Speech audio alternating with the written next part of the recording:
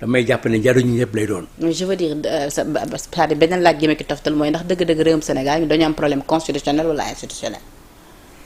Problème constitutionnel écoute problème constitutionnel suñu réew mu ngi dox ñun bi ñuy am constitution 1958 ñoo pays Afrique occidentale français ñoo ko bokkoon nous étions dans la communauté en 57 ku nekk amoon na sa espèce de constitution en 58 am nañu constitution bu ñu bokkoon ak France ñun ñu am le conseil du gouvernement diggante boobu suñu constitution bi révisé nañ ko certes mais amuñu rupture institutionnelle amuñu rupture démocratie.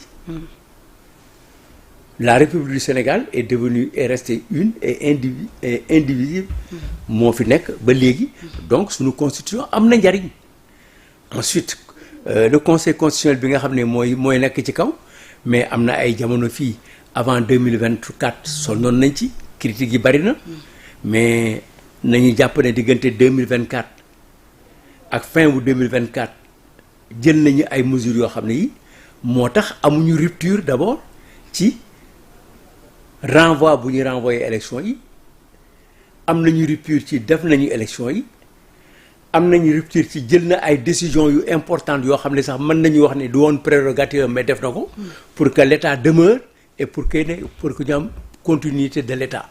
Donc dama jàpp ne am nañu ay magistrats yoo xam ne yi am nañu xereñ boo xam ne bi ak ay politique bu ñu bëggee réew mi baax doxalin bi sell mais buñ ko waxtaanee dinañ ko am moo tax amuñu rupture moo tax toutes les révisions constitutionnelles yi fi am yoo xam ne amul yëpp dañ ci déggoo. En tout cas lu ci mënti am Ousmane Sonko di njiital Assemblée nationale moom xamle na ni dina plié wu ci dogal bi jugee ci conseil constitutionnel donte ni ñu ko waxee sànq convoqué woon nañu dikki tey boobule bureau bu Assemblée nationale ginnaaw loolu mais balaa ñu génn Assemblée nationale daf may permettre tamit ma laaj la sa jàngat ci nomination yu yees yi fa am ñeel bureau plutôt cabinet bu l'actuel président de l'Assemblée nationale de Ousmane Sonko daanaka fal nañu fukki nit yu nga xamante ni ci nguuru Diomaye bi ñeneen ñi nekkoon nañ ci ay ministre ñeneen ñi amoon ci ay ndombal tànk. D'abord première phase de question yi mooy lan. non dama rappelé rek que ni moom nee na dina plié wu ci décision wu conseil constitutionnel bi. laaj mais loolu amu ci pexe. amu ci pexe xam nga mooy tey rek ma bëggee confirmer en tout cas man d'accord naa ne tey la samedi tey la ajuma man Doudou Wade d'accord naa ne tey la ajuma man lu ma ci mën amul pexe. man awma pexe ci bés bi. dëgg la de. awma ci pexe. ñu ngi ci àjjuma ji ba pare. maa ngi ci àjjuma ba pare moom amu ci pexe décision bi am na. mënu ko wiiri. mënu ko jéggi mënu ko suufu. mënu ci dara. donc toog di wax naan d'accord naa ci. yooyu d'accord naa ci mu amu ci pexe. moom amu ci benn pexe. pal yu yees yi. waaw donc loolu dañ ko teg foofu. bon pal yu bees yi bon gis naa ay nit yu bari yoo xam ne yi jël nañ leen. pour yóbbu nañ ci assemblée nationale bi ay anciens ministres. ay anciens directeurs de cabinet du président de la république. bon ñoom nangu nañ ko pour def ko mais c'est une très bonne chose mais ñoom du loolu la ñu woote woon ñoom wax nañu ne fii ñëpp di leen dégg assemblée boo xam ne ku nekk ku ñëw da nga indiwaale président bu ñu fal nga indi sa ay nit. teg leen fi amoo sax bureau yoo leen jox. di leen fay xaalis yu dul jeex.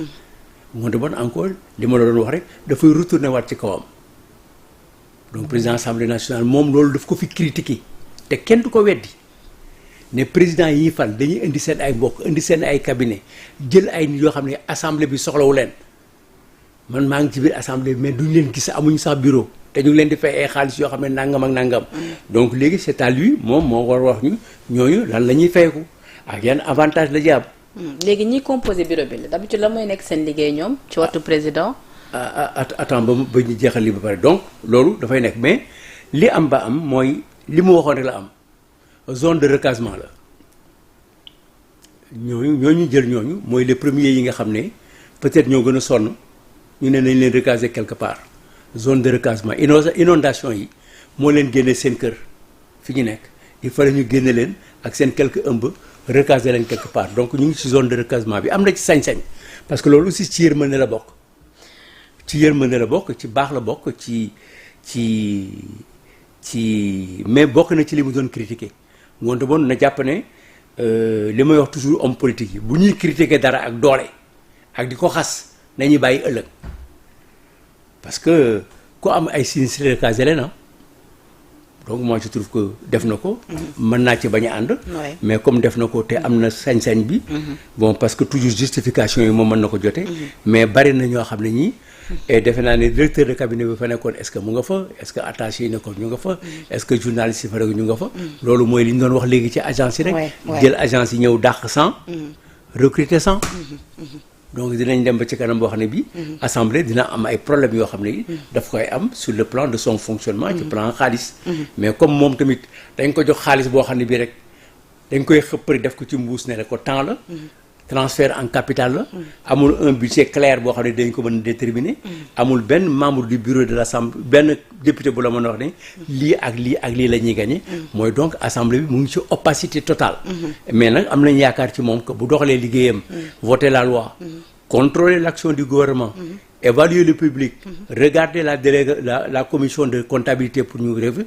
ragal naa ne loolu ñeent yooyu bu ko président Ousmane Sonko defee on applaudit et on peut même organiser une marche de soutien pour moom. assemblée dafay contrôler waate mais kan mooy contrôler assemblée par exemple si lu ñeel recrutement yi nga xamante ni wax nañ ko nii pour nit yi gën a mën a comprendre li nekk di am ak aussi li nga wax ni ndax ña fa nekkoon ñi ngi conserver seen poste ba pare laataa ñuy indiwaat ñeneen équipe yu bees teg fa mais aussi ndax ci wàllu payoor ndax dañ leen di fay li nga xamante ni ñoom ñu amoon nañ ko ci jamono bi ñu nekk ministre wala foofu dafa am ay salaire fixe loolu tamit bëgg naa ko comprendre. loolu moom à la kuliyaarin comme président assemblée dañ ko jox montant rek ne ko nangam la li nga am ci at bi moom wax na ne que premier ministre bi mu fa nekkoon amoon na fonds politique 1 milliard et quelque. man mën naa la wax ne premier ministre yi passé entre moom ñu amuñu ko woon. donc am na xëy na nag assemblée nationale bi mu yor xëy na dina yokk xaw ma du yokk xaw ma ñaata la mais aussi dina am gentillesse wax ñu fonds politique ñaata la. assemblée li koy contrôler mooy y a une commission de comptabilité boo xam ne bi ñetti weer yu nekk dañ ko war a jox document comptable yëpp moom mu contrôler ko def un rapport boo xam ne bi député yi la koy jox. nga war a jàpp ne nag que assemblée nationale bi commission de comptabilité bi pour mu dox du yomb. lu tax